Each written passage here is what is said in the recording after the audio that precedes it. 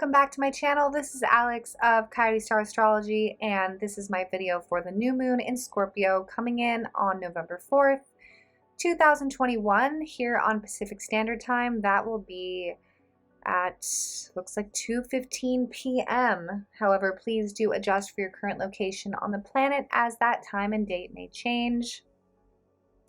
I am opening up a new pack of candles because we're going to light a candle for this video to get into these Scorpio vibes. And we are also celebrating the end of Mercury retrograde in Libra.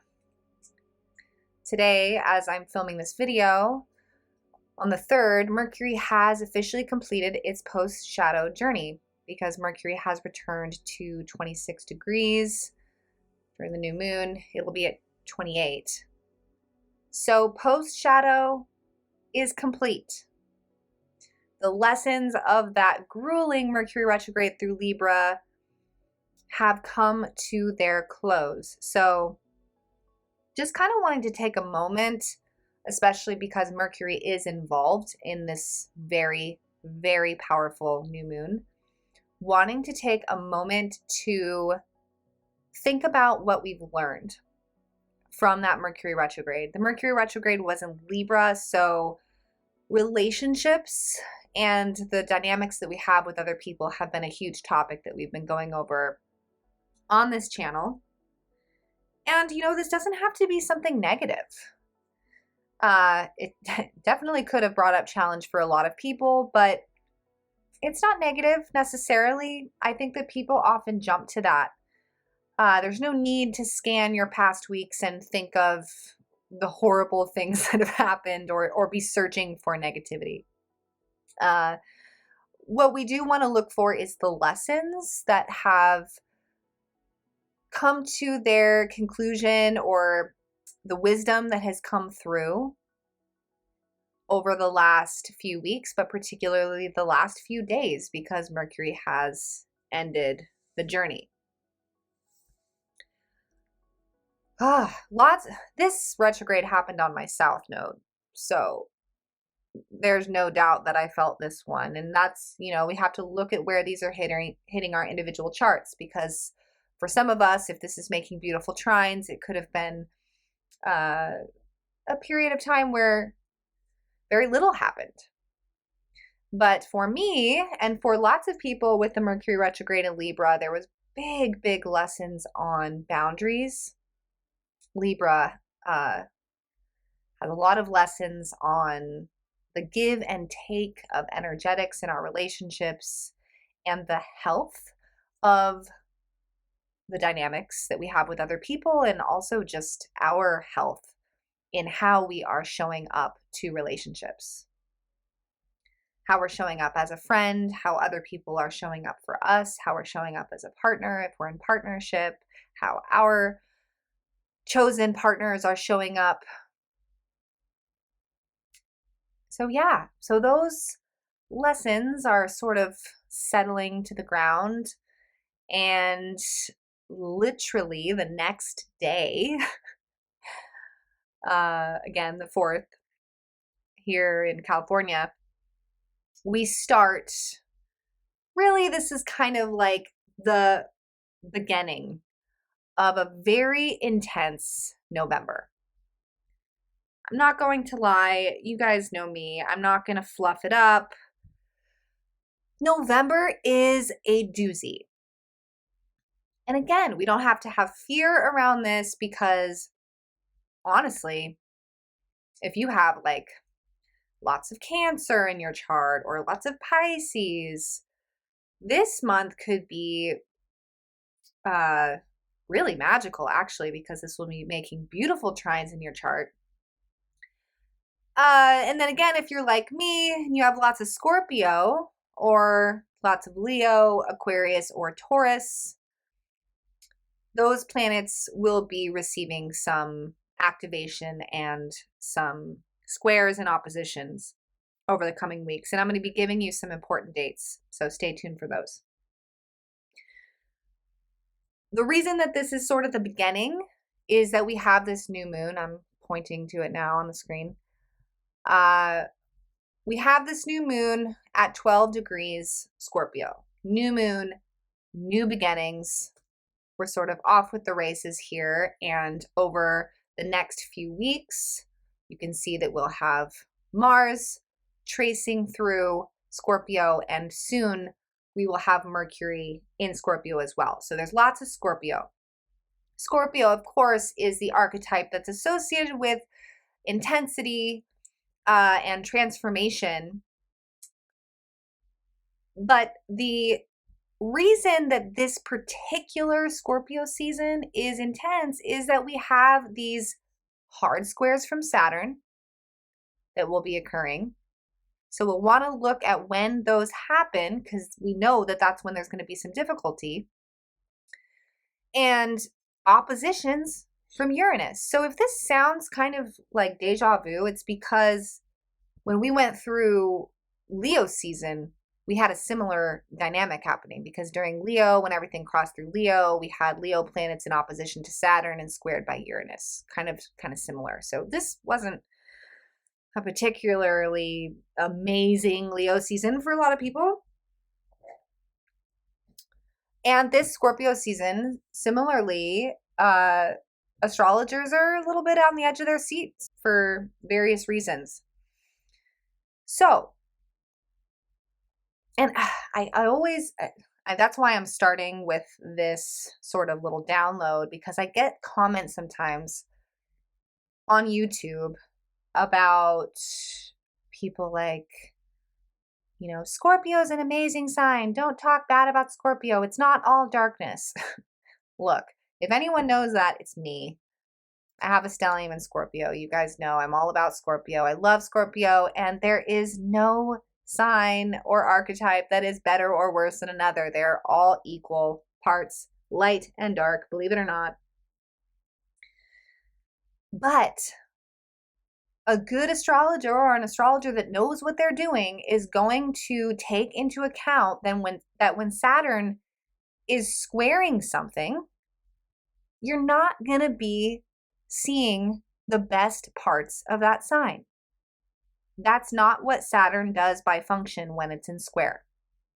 Similarly, when we have a planet in opposition to a sign, we're not going to see the best parts of Scorpio come out, because an opposition is a stress aspect. So that's where transits come in, and that's where aspects come in, because this is the alchemy of astrology. Every sign has a lower vibration and a higher vibration, and depending on how it's being aspected on that particular day or that month, you're going to see that archetype express itself somewhere on that spectrum. These archetypes, they're like people. We've all got good in us and bad in us, but if you get me on a day when I haven't slept, or whatever, you're not going to get the best side of me, right? Just like any human. So archetypes are the same. So hopefully that's clear, and we know that I'm not just judging poor Scorpio. All right. So we start out with a bang here on the new moon, and look at this. Uranus is at 12 degrees, 47. So yeah, that's almost an exact opposition here. That is powerful. And Uranus is the planet associated with revelation, breakthrough, upgrades, but also shocks and surprises that can be a bit jarring or unsettling. And because Uranus is in opposition to the moon in Scorpio, which is where things are hidden and kept from view, this new moon does sort of have this energy around it, like, because Uranus is electricity, it's almost like, to me, the vision I get with this new moon is a lightning bolt sort of clapping into the deepest part of a cave, like a really dark cave. It's like there's going to be a moment where something is illuminated. Now, obviously, and I'm actually feeling this way myself. I can already feel these energies coming in a little bit. For some of us, this is going to be exactly what we need, because Uranus always provides that insight, that higher perspective. Uranus only shows us something that we need to see. Obviously, sometimes that's not something that we want to see. So this can be where we see secrets revealed or information come through that we weren't expecting. Definitely looking in the media. I've already seen a few things. If you guys don't already, you should follow me on Heyoka's Hideout on Instagram. Actually, you know what? I'll just put up both of my things right now since I'm talking about it. So my 2 Instagrams, Earth to Coyote is the first one. That's my astrology account where I do lots of astrology. My second account is Heyoka's Hideout 1, and that's where I do, what I guess we could call truther content. Basically the stuff that will get you shadow banned, so I don't put it on my normal Instagram. I'm horribly shadow banned here on YouTube. It really, really sucks. Basically, yeah. Anyways, so we could see some stuff definitely coming to light this new moon. And whatever it is, honestly, it's just the beginning. It's just the beginning, because we have lots more Scorpio energies coming after this. So we have our new moon in opposition to Uranus. So we know that this can definitely be bringing in new information that we normally don't have access to. Now, this may bring in some of the more unsettling traits of Scorpio into the field. So these are, of course, secrets, manipulation, motives that are sort of kept from view. We can have jealousy, we can have envy, codependence, fear of abandonment, and transformation, just change. Both Scorpio and Uranus deal with change. Now, the ruler of this new moon, Scorpio has 2 rulers. I'm an evolutionary astrologer, so I pay special attention to Pluto. Pluto is squaring Mercury, which just finished retrograde and is finishing in Libra. So there's definitely, again, kind of a big theme around relationships here in this new moon, and some kind of new information or new insight or new perspective that starts some kind of a new cycle.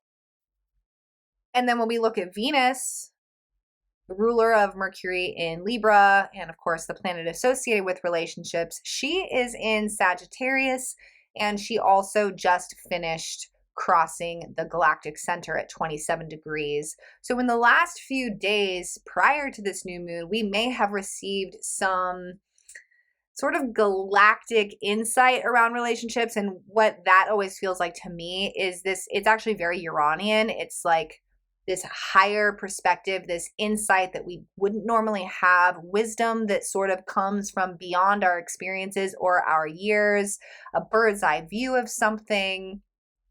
So that can be integrating. And Venus in Sagittarius, she wants the truth. There's a lot in this chart in general and kind of around the last week of just really wanting deeper connections. We have Mars in Scorpio now. Mars in Scorpio has no time for shallow connections. Mars in Scorpio is incredibly passionate and driven and will cut people out if they're not in alignment, or situations out. So Mars in Scorpio now, positively, we can really be like going for the jugular vein of whatever it is that we're trying to accomplish at this time. And this new moon is a really nice portal where obviously we can not only use that Mars energy to go for it, but be going for it in this sort of new way because of Uranus. All right. So now what I want to do is I want to bring in just the current chart. Well, this is on the 3rd, but let's go forward. So here's tomorrow on the 4th, and let's just take a look at your November energies. This is going to be a longer video, guys. So cheers to those of you who took the time to watch it. And get out your your paper and pens and take these dates down so you know your Scorpio journey. Okay, so new moon, 4th of November. After the new moon, what we have is Mars comes into square with Saturn.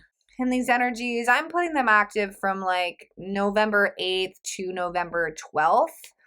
But you can see that there's a kind of like exact right around the 9th there. That's when Saturn's at 7 degrees, Mars is at 7 degrees. Oof, Mercury's right there. Wow. Okay, yeah, this is an intense portal right here. So what does this mean? Well, like we talked about, Saturn is going to be squaring Scorpio, meaning we're not probably going to be seeing the best parts of Scorpio displayed in the collective. So we want to be telling the truth around this time. We really want to be checking in with our intentions and our motives with other people. Scorpio can sometimes manipulate itself. So sometimes with Scorpio energies, we can be manipulating others or not being fully transparent and not even realize it because we might be not being fully honest with ourselves about what we're doing. The close conjunction with Mercury and Mars is pretty feisty as well. So wanting to be really careful within communications. Again, these themes kind of like jealousy or being vindictive or underhanded, those can come out. The golden ticket with Scorpio is transparency. Full vulnerability, full transparency, cards on the table, which is something that Scorpio has a little bit of an issue with until they do some work on themselves. And again, because of the presence of Mercury, the messenger, media around this time, man, there's going to be some interesting things coming out. Secrets, things from that have been people have been trying to hide coming out like rabbits out of hats, I'm telling you. And this is also super important to consider that November in general, particularly the middle, is kind of like a snapshot into 2022 because the nodes are going to switch to Scorpio Taurus in January. So all of these energies are kind of like traipsing through those degrees where we're going to see those energies highlighted. So we can be looking to November, especially with things that are coming out politically or within the administration or within all of these ridiculous unfoldings within, yeah. So then moving forward, I have these dates, by the way, on Instagram on my Earth to Coyote account. If you go to my post called, what did I call it? Scorpio Season, a Survival Guide. If you go to the second slide, I have these. Okay, so second time, November 13th to November 18th, roughly. So this is when those planets, they move past the Saturn square and they come into the opposition to Uranus. Whoa, lucky me. This is all happening on my 14-degree Mercury Scorpio. Great. Oh, and my Pluto. Awesome. So this is where we're going to see, oh, by the way, the Saturn squares, the November 8th to November 12th, that's going to be a tense time. A square from Saturn is a tense time, right?